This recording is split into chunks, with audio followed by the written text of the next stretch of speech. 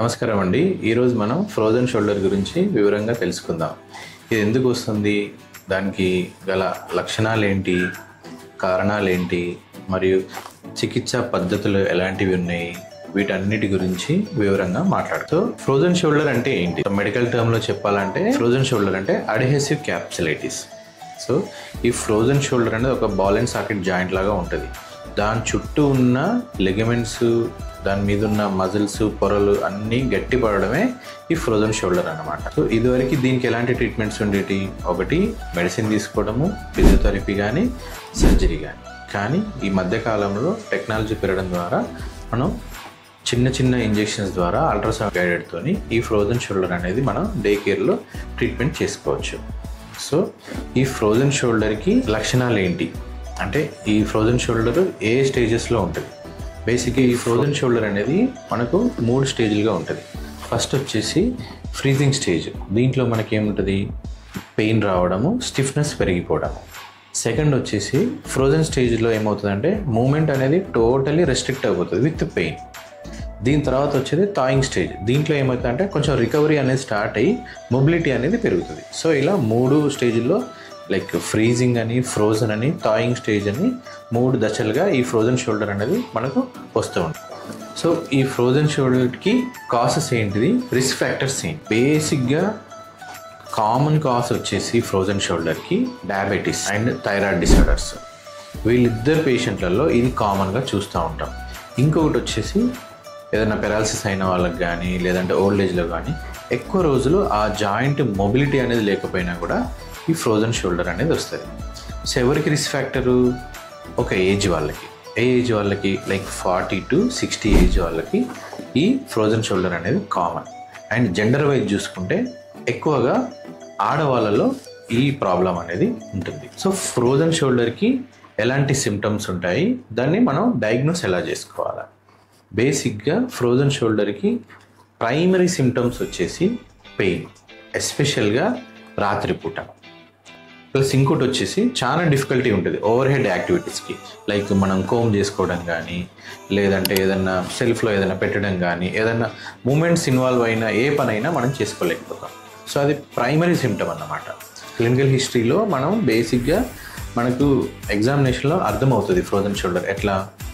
ఒకటి మన హిస్టరీలో ఏది, ఏజ్, జెండర్, ప్లస్ ఏదన్నా డయాబెటిక్ కానీ, థైరాయిడ్ కానీ, ఆల్రెడీ ప్రీ డిస్పోజ్డ్ డిసీజులు ఉన్న దానివల్ల మనకి క్లినికల్ హిస్టరీలోనే అర్థమవుతుంది. ఇంకోటి ఎగ్జామినేషన్.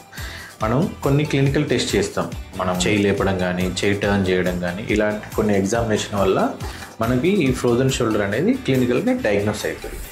దీని తర్వాత మనం కొన్ని కన్ఫర్మ్ చేసుకుంటాం, ఫ్రోజన్ షోల్డర్ వలన ఈ పెయిన్ వస్తుందా, లేదంటే ఇంకా దేని వలన వస్తుందా అని. ఎందుకంటే షోల్డర్ జాయింట్లో చాలా లిగమెంట్స్ ఇన్వాల్వ్ అవుతాయి, బోన్స్ ఇన్వాల్వ్ అవుతాయి, మజిల్స్ ఇన్వాల్వ్ అవుతాయి.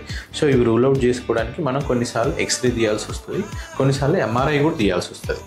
ఎంఆర్ఐ ఎందుకంటే కొంచెం డీటెయిల్గా మనకు ఈ షోల్డర్ జాయింట్ గురించి అర్థమవుతుంది. ఎంఆర్ఐలో ఏంటి, మన ఈ షోల్డర్లో కొన్ని లిగమెంట్స్ ఉంటాయన్నమాట. యాంటీరియర్ కానీ, సుపీరియర్ కానీ, పోస్టీరియర్ కానీ, ఇన్ఫీరియర్గా ఈ షోల్డర్ చుట్టూ కొన్ని లిగమెంట్స్ ఉంటాయి. ఈ లిగమెంట్ టేర్స్ ఏమైనా అయినా, స్పోర్ట్స్ ఇంజరీ అయినా మనకి ఎంఆర్ఐలో తెలుస్తుంది. ఒకసారి మనం ఎక్స్రే ద్వారా ఫ్రాక్చర్స్ లేవని, ఎంఆర్ఐ ద్వారా ఈ లిగమెంట్స్ ప్రాబ్లం లేవని, ఫ్రోజన్ షోల్డరే అనేది కన్ఫర్మ్ అయిన తర్వాత మనం దానికి ఎలాంటి ట్రీట్మెంట్స్ తీసుకోవచ్చు. సో ట్రీట్మెంట్స్ గురించి మనం డీటెయిల్గా డిస్కస్ చేసుకుందాం. సో మనకు ట్రీట్మెంట్ ఆప్షన్స్ ఏమున్నాయి ఫ్రోజన్ షోల్డర్స్కి?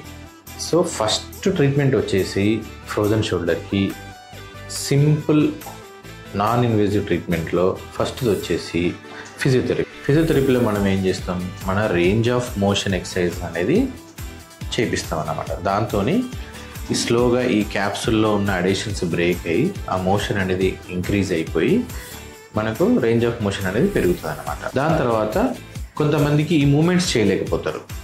సో వాళ్ళకి మనం కొన్ని పెయిన్ కిల్లర్స్ ఇస్తే ఆ పెయిన్ అనేది తగ్గితే దెన్ స్టార్ట్ డూయింగ్ ఫిజియోథెరపీ. మన సింపుల్ పారాసెటమాల్ లాంటి ట్యాబ్లెట్స్తో కూడా ఈ పెయిన్ అనేది తగ్గించవచ్చు. నెక్స్ట్ వచ్చేసి కొంతమందిలో వాపు ఉంటుంది. ఆ వాపు ఉండడం వల్ల మూమెంట్ అనేది రెస్ట్రిక్టెడ్ అవుతుంది. ఇలాంటి వాళ్ళకు మనం కొంచెం కార్టికోస్టెరాయిడ్స్ ఇంజెక్షన్స్ ఇస్తామన్నమాట. ఇచ్చి మళ్ళీ ఫిజియోథెరపీకి పంపిస్తాం. దానివల్ల ఏమవుతుంది, కొంచెం నొప్పి తగ్గుతుంది, కొంచెం వాపు తగ్గుతుంది. ఫిజియోథెరపీతోని మనకు మూమెంట్ అనేది రిస్టోర్ అవుతుంది అనమాట.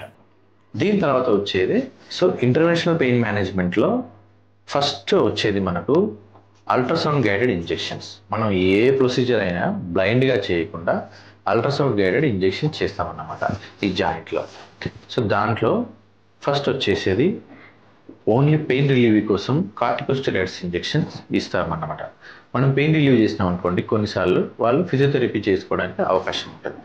దాని తర్వాత ఈ జాయింట్లోకి, ఈ క్యాప్సుల్లోకి మనం హైడ్రోడైలటేషన్ అని చేస్తాం. దాంతో ఏమవుతుందంటే ఈ గ్యాప్లో సెలైన్ ప్రెషర్ అనేది పెరిగి దాంట్లో చిన్న చిన్న జాయింట్స్ అనేది అతుక్కుంటాయి అన్నమాట. ఆ అతుకులన్నిటి బ్రేక్ అయిపోయి ఆ క్యాప్సుల్ అనేది ఫ్రీ అవుతుంది. అప్పుడు మళ్ళీ రేంజ్ ఆఫ్ మోషన్ అనేది మనకు పెరిగి ఫిజియోథెరపీకి ఉపయోగపడుతుంది.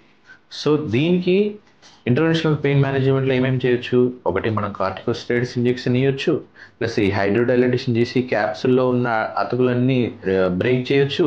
కానీ ఇవన్నీ పెయిన్ఫుల్ ప్రొసీజర్స్. వీటన్నిటికీ పెయిన్ రాకుండా ఉండడానికి మనం చిన్న చిన్న నర్వ్స్ ఉంటాయన్నమాట ఈ జాయింట్ చుట్టూ. ఈ జాయింట్ చుట్టూ ఉన్న నర్వ్స్ అనేవి మనం అల్ట్రాసౌండ్ గైడెడ్ ద్వారా ఈ నర్వ్ బ్లాక్స్ ఇచ్చేస్తే మనకి ఇంటర్వెన్షన్ అనేది పెయిన్ ఫ్రీ అవుతుంది. ఇదివరకు ఎట్లా అంటే మెడికల్గా కానీ ఫిజియోథెరపీతో కానీ తగ్గకపోతే డైరెక్ట్ సర్జికల్గా ఇంటర్వెన్ చేసి ఈ అతుకులు అనేది తీసేసేది. కానీ ఇప్పుడు ఒక చిన్న ఇంజెక్షన్ ద్వారా ఈ క్యాప్సుల్లో ఉన్న అడేషన్స్ అన్నీ మనం బ్రేక్ చేయొచ్చు అన్నమాట.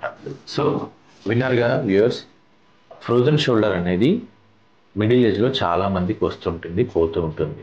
నేను చెప్పినట్టు లైక్ ఫ్రీజింగ్ స్టేజ్లో కానీ, ఫ్రోజన్ స్టేజ్లో కానీ, థాయింగ్ స్టేజ్లో కానీ ఉంటారు. కానీ కొంతమందికి అది ఈజీగానే రికవర్ అవుతుంది, కానీ కొంతమందికి అది కాదు.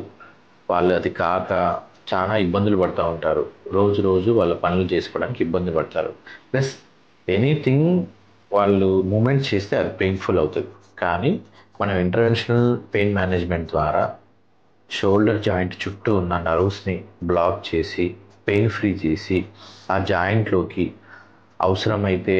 ఏది అవసరమైతే అది, లైక్ కార్టికోస్టెరాయిడ్ ఇంజెక్షన్ ద్వారా వాపు తగ్గియడమా, లేదంటే ఆ క్యాప్సుల్లో హైడ్రోడైలటేషన్ చేసి ఆ అతుకులు బ్రేక్ చేసి ఆ జాయింట్ని ఫ్రీ చేయడమా, ఇలా మల్టిపుల్ ఆప్షన్స్ అనేవి మనకు ఈ మధ్య ఇంటర్వెన్షనల్ పెయిన్ మేనేజ్మెంట్లో ఉన్నాయి. చూసారుగా. థ్యాంక్ యూ అండి. మీలో ఎవరికైనా మీకు తెలిసిన వాళ్ళకి ఈ ప్రాబ్లం ఉంటే ఇన్ఫర్మేషన్ అనేది ఉపయోగపడుతుంది. Thank you.